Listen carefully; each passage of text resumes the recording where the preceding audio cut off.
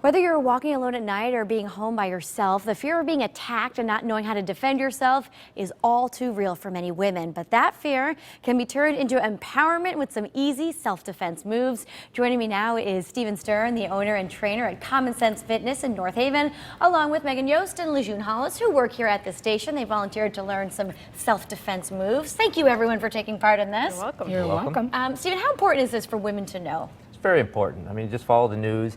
You know, attacks can happen anywhere at any time, and it's not always, you know, a stranger or whatever. You can be attacked. An attacker looks just like anybody else on the street, so you always need to be prepared and be aware of your surroundings. Is there a particular area that's very bad for women?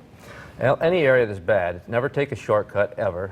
Try to walk alone, along with regular people or other people if you can, and park in well-lit areas. Avoid going in between buildings, vans, things like that. Got it. And so those are the and then the areas that you know are bad in your area. Avoid them if you can. Avoid them if you can. So, ladies, why did you decide to come in to help me with this segment today, Meghan?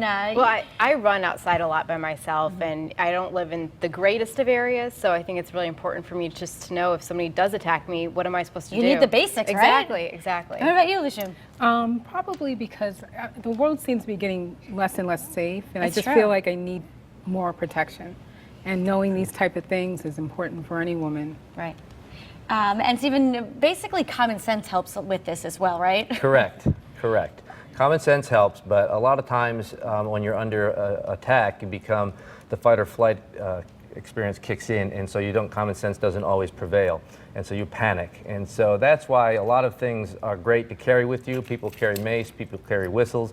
Those are all good, but you have to remember to use them. You have to have them on your person, and it has to be the right situation. So a windy day, for instance, mace isn't Yeah, that's going to backfire on you, isn't it? Correct, correct. So it can, if you don't have the right kind of mace, if you spray it, it can come back on you.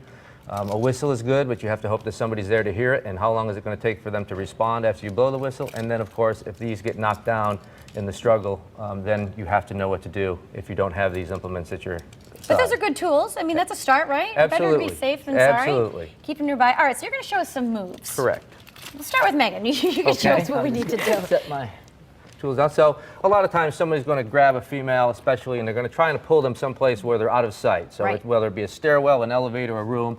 And so the reaction is that Meghan is normally going to try and pull away, but I'm a lot stronger than Meghan. So Meghan is going to use my strength against me, and she's going to pull her arm out and then up and answer like that, and then strike like that.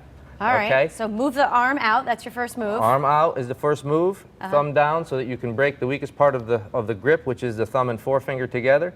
And you come back, and then we pretend we're answering a telephone so we don't strike ourselves in the face. And then we go ahead and follow up with a hit. Because the key is you always want to eliminate the immediate danger. So the immediate danger is the wrist grab. You kind of push that aside, right? So you want to push that aside and get out of that. You want to prevent the danger from coming back, me trying to re-grab you, so you strike, and then that allows you to, the most important, escape. You always want to try and be aware of where the exit is, how you can get away from the person, because you're not going to stand and go toe-to-toe at Meghan's side with somebody who is bigger and stronger. Meghan doesn't have much of a chance there, right? So Correct. best bet is to run after that happens, Correct. right? That's where your running training kicks in. There you go. All right, show us some moves on Lajeune here. Another- Lajeune's walking down the street. She's all by herself. Another very intimidating way is an attacker will come up and they'll choke you, and the best way is to choke the person back. And What so, did you just do? Very simply, she just showed me reached how to into my throat, and she pushed in and down. There is no muscle here, so there's no way for a person to improve their strength here. And so with everybody, it's a choke reaction, and it gags them. Now, when she gets done with that, she'll want to follow up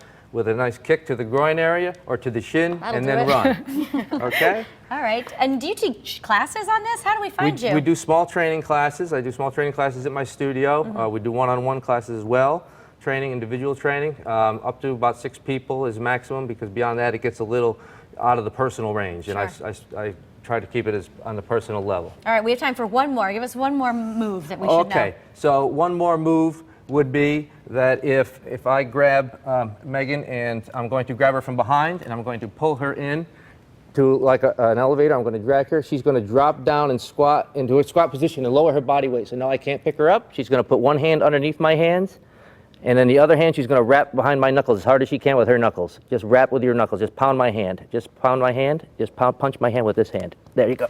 Oh, and then That you let breaks go. it. And then you run off and you're then I safe run. again. And then what she's going to do is once she does that, when she comes down, after she wraps the knuckles, comes back, she's going to follow back with a backhand right to the groin area, and then she's going to run. Groin area, and I would assume eyeballs, right? Always the T, we call it. We teach the T. So the T is the eyes, the nose, the throat, the groin. So that's the T. So you strike everybody, no matter how big or strong they are, their eyes are the same strength, their nose, especially with men with an Adam's apple, and then of course the groin area. So it's eyes, poke, nose, hit, throat, hit, groin, strike. Ladies, you got that? Oh, yeah. remember you got that. it. All right, very good.